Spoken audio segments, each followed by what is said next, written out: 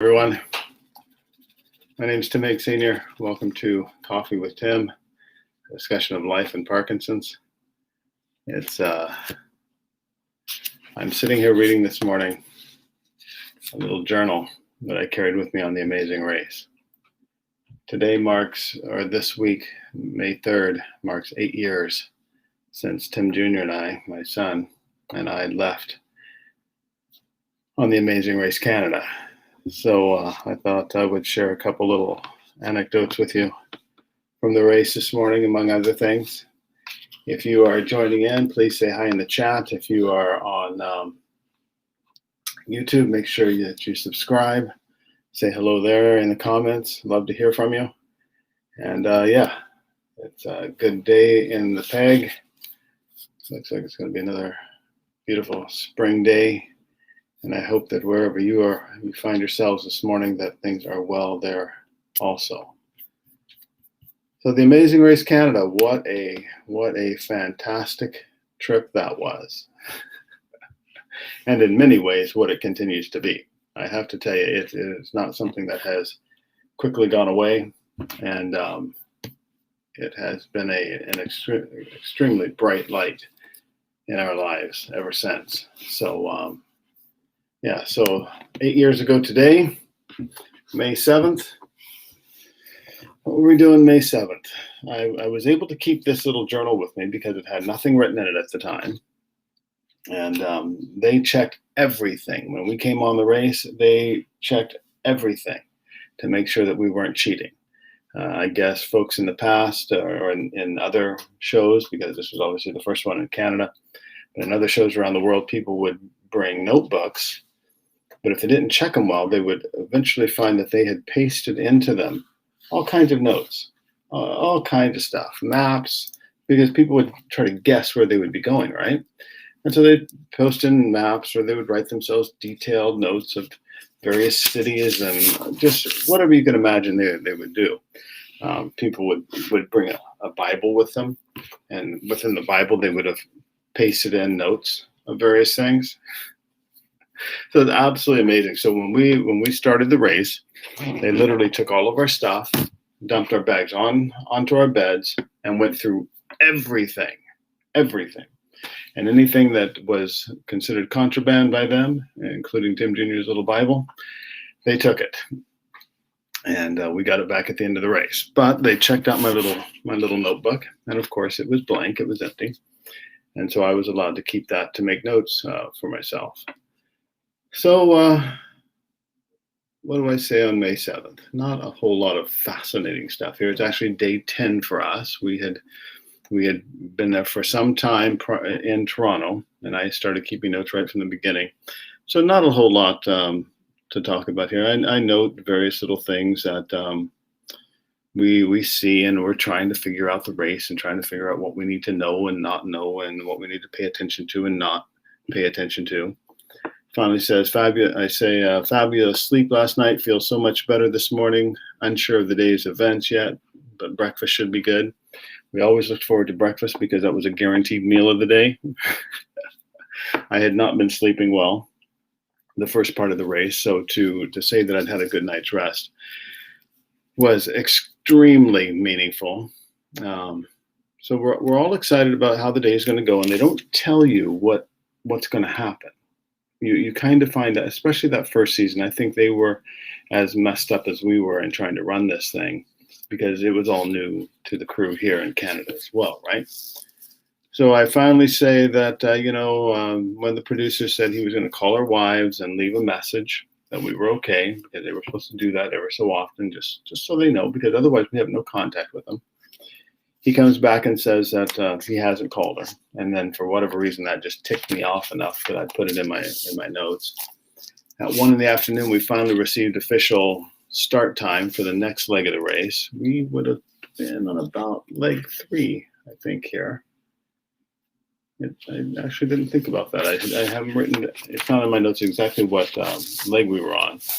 But nonetheless, we're probably around leg 3 or so. But at 1 p.m, we get the word that our official start time for the day is going to be 4:15 a.m. Well, that's the arrive in the lobby time. We had to be down in the lobby of the hotel at a certain time, and then we would leave at a certain time. And if you weren't there on time, they would leave you. They would leave your tail standing there. So, needless to say, my alarm was set for 03:30. Ouch. Big ouch. So we were in bed about 8 o'clock that night. And that entire day, I write that we were out of the room for 1 hour in total. They had given us a radio and solitaire and some magazines. Because when you weren't racing, you were locked up, literally. They took the radios out of the room, they took televisions out of the room, took magazines out of the room, took absolutely everything out of the room, and you were locked in your room. And it wasn't physically locked, but they put a monitor in the hall to make sure you didn't go anywhere. And the reason for that, again, was to avoid any cheating. And yeah, so what an incredible memory this is to sit and read through this.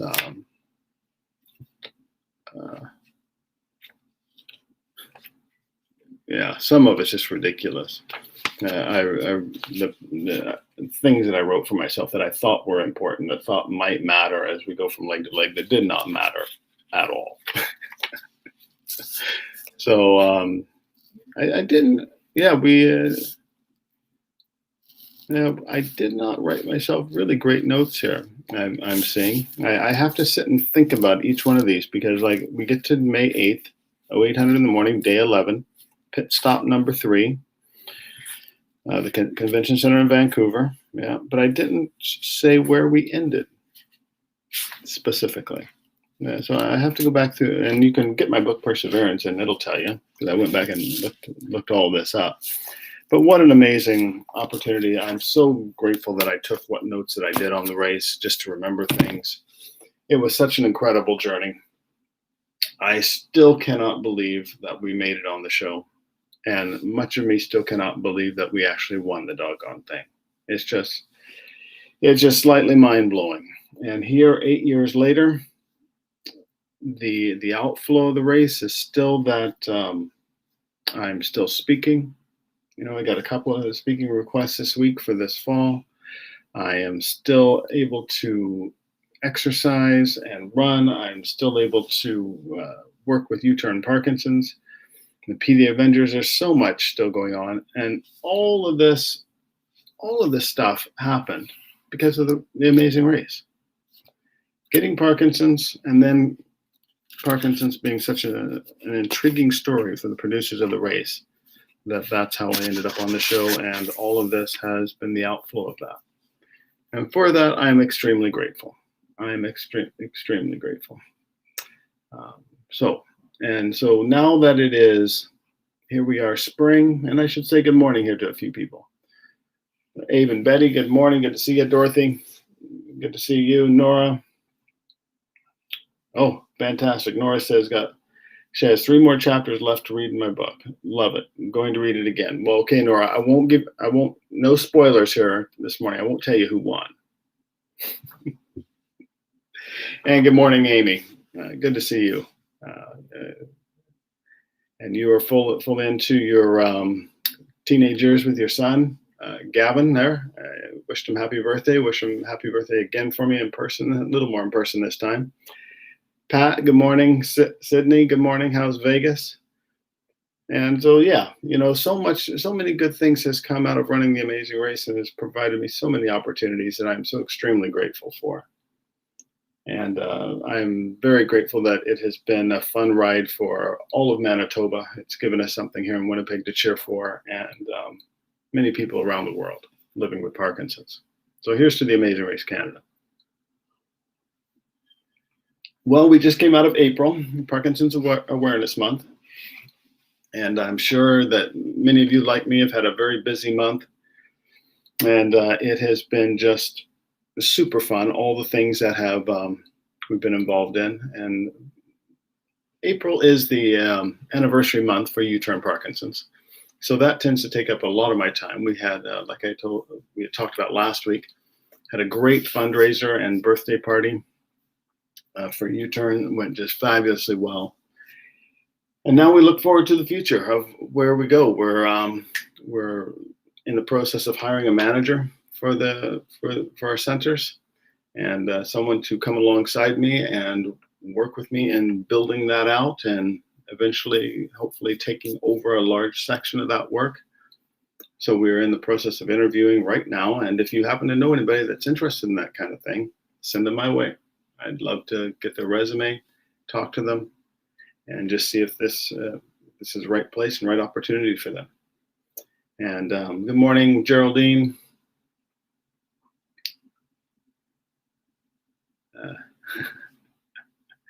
It says her husband is in cement floor, doing a cement floor today. So guess who's grilling burgers for lunch? Great, sounds fun. I'll be there. Betty, good morning. Rick and Barris, good morning. Ralph, hope you're having a great morning. Camila, I can't wait to read your book. She says you're so eloquent. Well, thank you. I don't always feel so eloquent, but thank you very much for that. And yeah, I hope you enjoyed the book. It seems to be a real encouragement to lots of folks. So I hope that you enjoy it as well.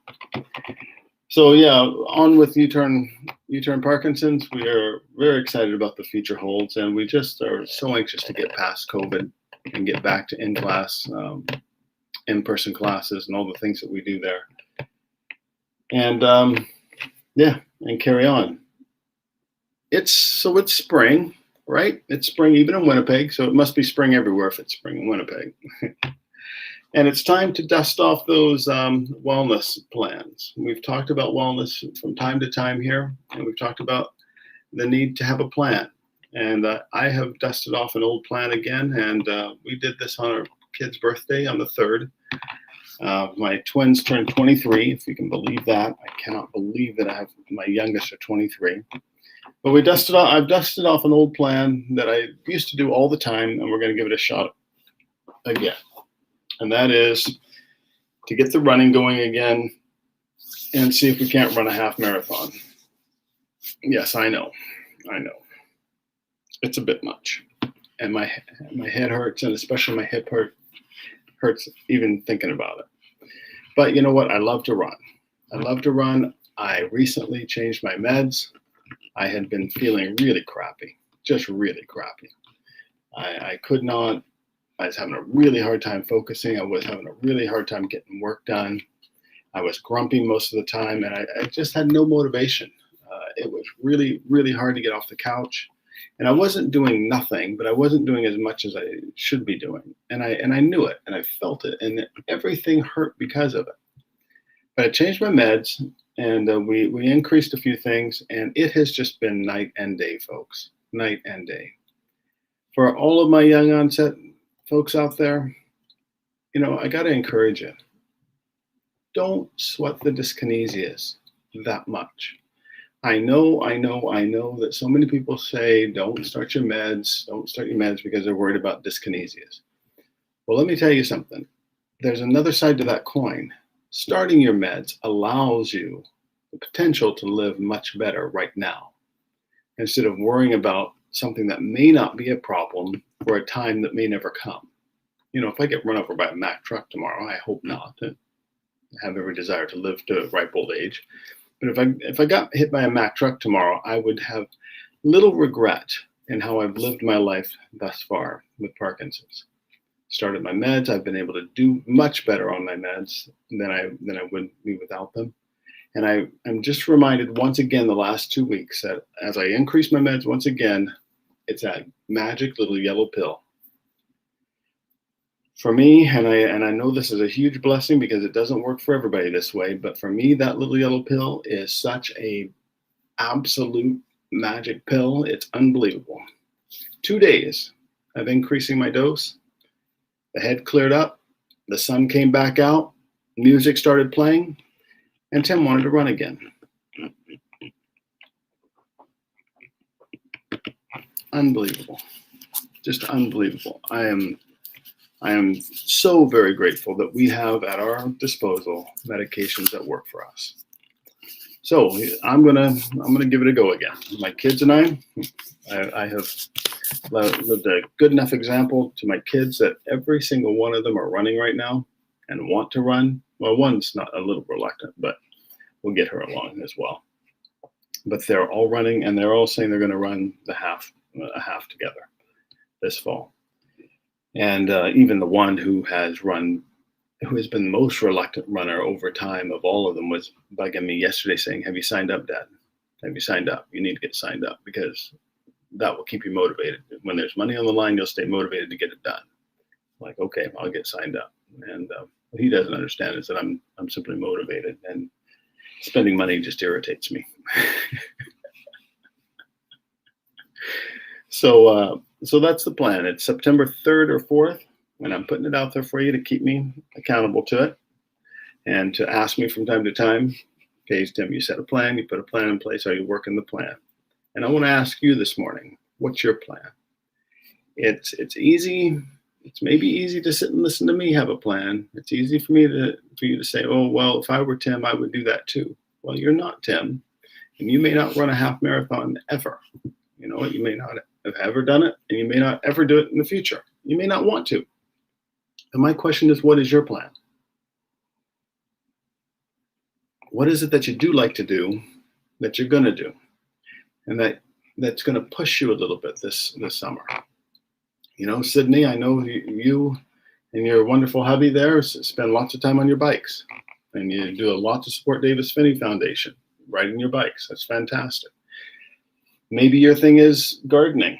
That's good, but I've got to encourage you to do something that gets your heart rate up, that you sweat a little bit out, that you're working a bit, because that's what we know helps Parkinson's. So maybe it's dancing, maybe it's swimming, maybe it's yoga, maybe it's rock steady. Maybe you've been into rock steady and you've fallen out. Maybe you need to get back at it. But send me a chat. Tell me in the chat here, folks, what are you doing to look after yourselves? And is there a goal that you can set this spring and summer with me to work towards something together this fall? Fire it off for me. Let's see what we're doing. Betty, you and Rick, I mean, there's a classic example of a guy who just never quits. Rick is of a certain age. He's an older gentleman, and has come to Rocksteady for ages with a walker, and would just give it, just every single time, just give it. And I'm so impressed by him, so inspired by him. And I'm telling you, if Rick can do whatever Rick can do, you can do what you need to do, because he's in a much tougher place than most of us. So Heather Wells here says, start biking. Okay, Heather, today's your day. Get your bike out, pump those tires up, and 15 minutes on the bike. Okay? Sydney, still riding, wanting to get back to Rocksteady. Good. When's the next class? Look it up. Find the next class for Rocksteady that you can go to, and let's put it on the calendar. Somebody asked me online here recently, said, how do you keep up with your exercise? It's so important, but how do you do it when the day is so busy and so full? I just responded to her. I said, put it on the calendar. It is a non-negotiable calendar item that has to be met every single day, and it's just non-negotiable. If you have an event on your calendar with Joe and Susie to discuss whatever, you don't just not show up. You don't just bump them off the calendar for the hell of it. You don't just not do it. Treat your exercise the same way. Put it on your calendar, and nothing takes its place. Nothing, ever. Oh, I know that sometimes some things do, and never is not ever. But that's the attitude to go into it with. It's simply not going to happen. Nothing is going to take the place of this calendar item, which is taking care of me, because it is all about me. I want to encourage you to take in my speech, my talk that I'm giving for the virtual World Parkinson's Congress coming up May 17th through the 21st, something like that, later this month. World Parkinson's Congress, virtual. It's the first year that's been virtual, and I'm talking about how to maintain wellness throughout your PD journey. And I'm talking about that it all has to be about me. And it sounds very self-centered. It sounds very narcissistic. You're going to have to tune in to listen to it to see what I really mean by all that. But it really, truly does have to be about me to make this happen. It's got to be absolute. Camila Brand says, I love to dance. I have some weight to lose. I'm pre-diabetic. That's my goal. I plan to try and at least volunteer 1 day a week at the food pantry. I need to get back to being involved in the world. To be clear, I have dystonia, and the Parkinson's community has been the most helpful in keeping me motivated. Thank you guys for helping me stay motivated. Awesome, Camila. That is awesome to hear. And I tell you what, you lose that weight, I'll put my money on the fact that you will lose that pre-diabetic stage as well. This is one of the things that we can control, that we can manage, that we can have impact on and feel better about 2 and 3 and 4 and 5 and 6 months down the road. You're going back to the doctor and the doctor says, no, diabetes isn't an issue anymore. That's because you took control of it. You took control of your weight, your exercise, your nutrition, and you made the difference. And that's what we need. And in doing that, we find hope. We find hope that life is not just dragging us through. We're not just holding on, hoping that things turn out better, but we're actually involved in our life, involved in the decisions that we can have an impact on and make a difference for ourselves. And that's what I'm talking about doing this summer. It's not about being Joe Athlete. It's not about being Joe Tim who ran the Amazing Race. It's about encouraging you to come with me, and together, let's do what average folks need to do. Set a plan, make a goal, execute it, starting today. So for me today, it'll be a bit of free weights and a bike ride. I was going to go for another run today because today would normally be a run day, but tomorrow is a longer bike ride day. So I think I'm going to get on the bike today instead of running because I ran yesterday. Yesterday should have been a Rock City Boxing Day, but my wife and I took the day off. And we decided to go for a drive. We decided we were going to drive to this park that is about 45 minutes away, and we ended up driving an hour and a half. So we went way out to Grand Beach. If folks in Manitoba, you'll know where that's at, instead of Birds Hill. And so we had left around noon or something, so I didn't get back for my 4:30 class. So I get home later in the evening, early evening, and so I decided I'm going to take our dog, Bella, for a run. We've never done this before, me and Bella, and she just about killed me. We went for a shorter distance, but I think it just about killed both of us. So today my hips and legs are feeling it pretty good, so I think I'll do a bike ride today instead of another run and pace myself out. Because again, that's an important piece to remember, folks. At 56, I am not 26. I am not 36. I'm not even 46. And at 56, I've got to make sure that I handle my exercise properly for my age, for where I'm at in life, so that I don't damage things, so that I don't get a week down the line and say, oh my gosh, I've torn whatever, or I've done whatever, and I can't run it all now. We don't want to do that. So pick something, start slow, give yourself permission to start slow. And when I say slow, this is what I mean. I ran a 12.5-minute mile the other day. I never ran less than a 9-minute mile. Never. And I would often run 8s and would push for 7s. And then my fastest mile ever was a 6-minute mile. Yay for me, right? Yay for me. But today it's a 12-minute mile. And if I'm lucky, 11, depending on the day, and depending on how the body functions. It's really weird that way now with Parkinson's. Some days will be brutal and run a 12.5-minute miles. The other day I felt really good, ran an 11-minute mile. And if you're not a runner, I'll just say that knocking half off your time from one day to the next is not normal. And that's just Parkinson's. But you give yourself permission to run slow, to start slow, to do whatever you're doing slow, and to build up. Don't go out and hurt yourselves.